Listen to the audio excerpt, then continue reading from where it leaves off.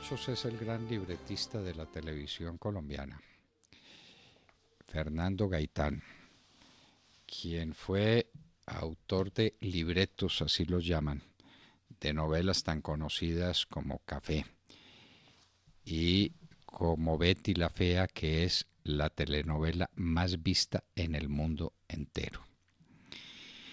Nosotros muy respetuosamente nos queremos apartar de esa visión que hay de la obra de Fernando Gaitán y sacarla de lo que se llama en términos generales el tema del entretenimiento. Me parece que el asunto es mucho más serio, mucho más de fondo, mucho más importante. Cuando no existía televisión, teníamos pura literatura. ¿A qué equivaldría la obra de Fernando Gaitán? No me cabe ninguna duda de que encajaría en el espectro de las novelas y de los ensayos de costumbres. Lo mucho que se escribió en el mundo para describir la sociedad de su tiempo, para pintarla en todos sus colores y para describir a todos los personajes que vagan por el mundo. Por ejemplo, las novelas costumbristas picarescas en España es una descripción del hombre común que anda por ahí haciendo truanerías para ver cómo se gana la vida. Entonces, pues el Lazarillo de Tormes y tantas otras telenovelas, inclusive Miguel de Cervantes escribió novelas de costumbres en sus novelas ejemplares, y luego uno se echa a andar por el mundo y va encontrando costumbristas importantísimos que inclusive tenían problemas, como Mariano José de Larra, un gran costumbrista español que murió definitivamente víctima de lo que él más temía, que eran los ataques que estaba recibiendo por eso, por pintar la sociedad como era y como a veces sigue siendo. El Vuelva más tarde, por ejemplo, es una cosa maravillosa sobre la sociedad española, sobre la burocracia española que no trabaja, que vive como los de los demás, que es una sanguijuela.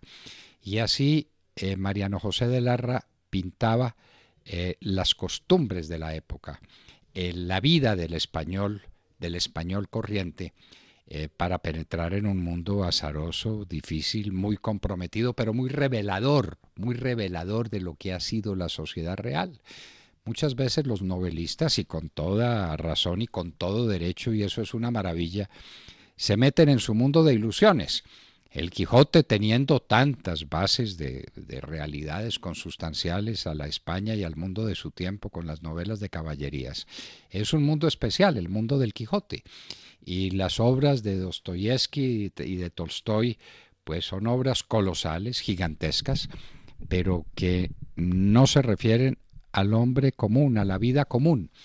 Así se trate de dramas enormes, apasionantes, que se producen en el corazón mismo de la gente y en el corazón mismo de la sociedad. Está hablando de Dostoyevsky, Crimen y Castigo, por ejemplo, es una obra que trata de costumbres, pero sobre todo que quiere profundizar más en el aspecto psicológico, en las reacciones de la gente, en las actitudes de la gente ante un mundo que a veces le es favorable y que generalmente le es hostil en las novelas cargadas de drama que conocemos y las novelas de los amores, amores imaginarios, donde hay un fondo de realidad. Pero el costumbrismo de lo que se ocupa fundamentalmente es de describirnos cómo somos, de pintarnos cómo somos, de trabajar sobre la realidad esencial que es la sociedad de su tiempo. Y ahí es donde Fernando Gaitán para mí es inagotable y es absolutamente insuperable. Lo que hizo con Café, aunque ese era no un mundo que le resultara tan familiar, es una cosa maravillosa, magistral, sobre la vida de esta chapolera que se enamora del gran magnate cafetero y entonces son los exportadores de café y son los productores de café y son las fincas de café. Es la realidad nuestra, la realidad cotidiana que se constituyó en un éxito maravilloso, que llega a su cumbre, a su máximo, con Betty la Fea, después de pasar por Azúcar, después de pasar por otras novelas famosas de Fernando Gaitán. Betty la Fea es obra cumbre. Es el Quijote de Miguel de Cervantes. Betty la Fea, probablemente Fernando Gaitán hubiera podido escribir una cosa más importante o más diciente o más llamativa que Betty la Fea si la vida le hubiera dado espacio. Se lo llevó y nos dejó Betty la Fea, donde está la pintura a fondo de cuántos personajes. Betty es esa mujer maravillosa, trabajadora, ilustrada, eficiente, pero fea. Y entonces, como es fea, no cuenta mucho en el escenario de la empresa en la que vive. En cambio, la mona peliteñida, que es superficial, que es medio torpe, pero que es muy hermosa, entonces tiene el lugar que le corresponde. Y así cada uno de los personajes de Betty la Fea. Está el muchacho interesado en sus estudios y capaz amigo de Betty, pero que no tiene espacio en la vida, no lo tienen. Los padres de Betty son toda una figura de la clase media colombiana, chapada a la antigua, cuidadosa de su hija, con muchas ilusiones, y uno va desgranando los personajes de Betty la Fea, quien termina siendo pues su gran amor, su jefe. Es un personaje singular de un ejecutivo que se va más por las relaciones públicas, por su carácter, por su figura, y que por eso desdeña un poco a esa mujer eficiente pero fea.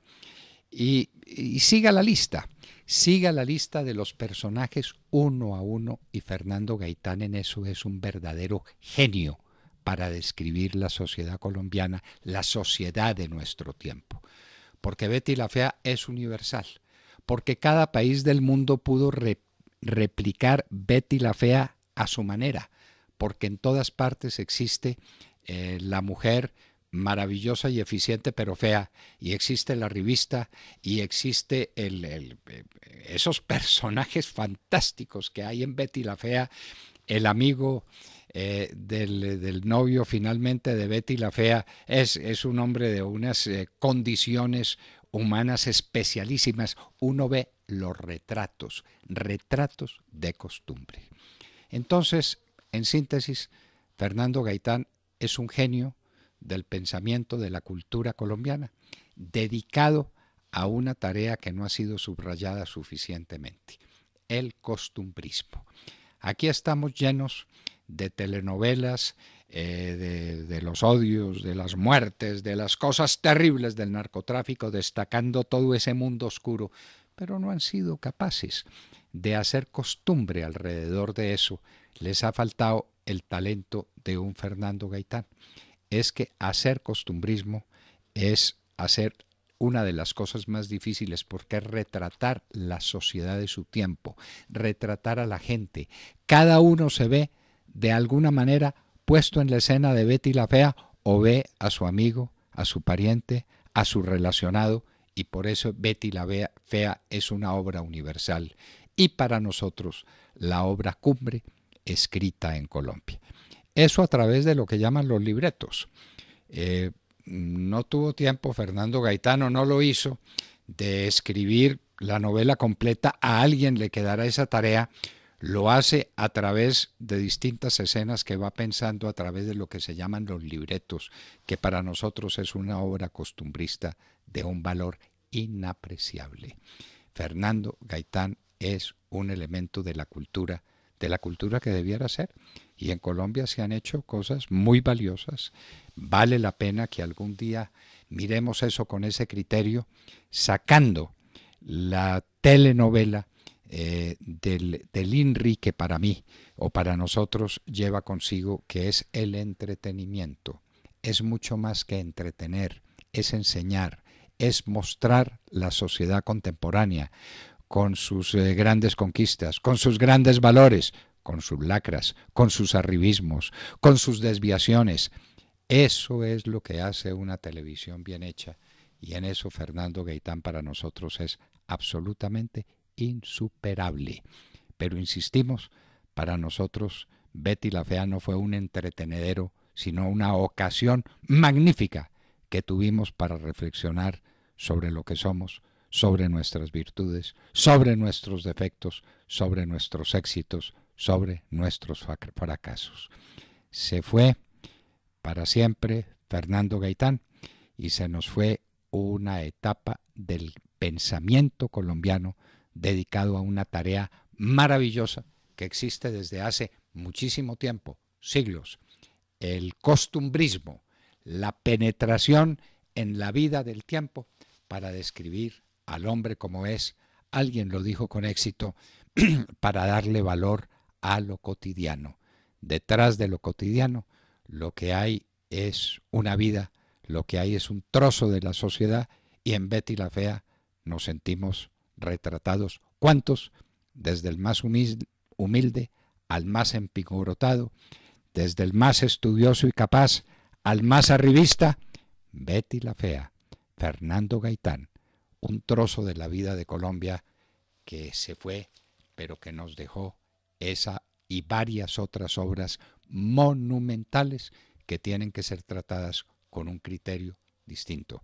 Hay que tomar en serio lo aparentemente cómico, hay que tratar en profundidad lo que parece como si fuera una trivialidad.